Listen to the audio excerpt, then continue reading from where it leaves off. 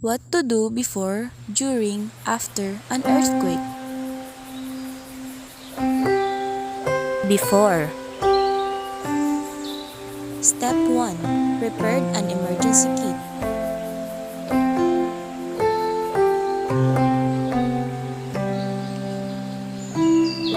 Step 2. Talk to your family members and make a plan.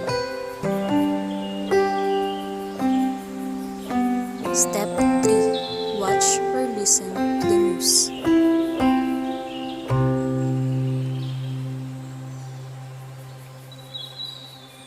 During. Step 1. Save yourself and do the duck, cover, and hold.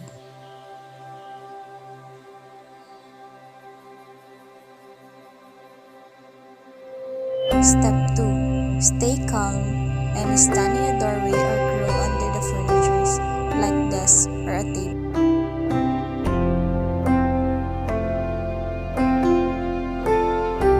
After.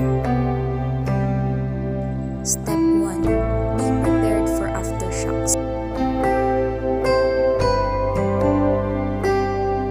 Step 2. Slowly and calmly evacuate the house or a building.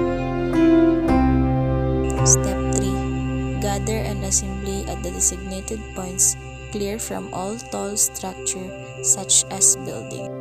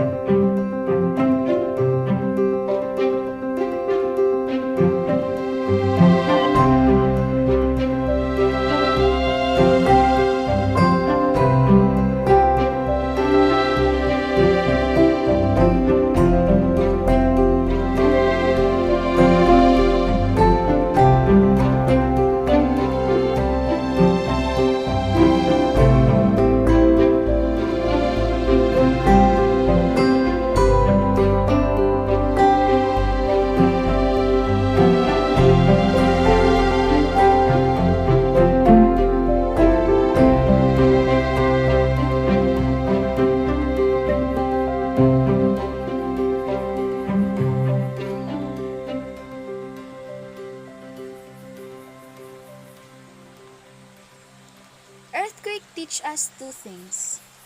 First, be thankful for all the blessings, either small or big. Second, be prepared all the time, physically, mentally, socially, and spiritually. Again, this is Angelica.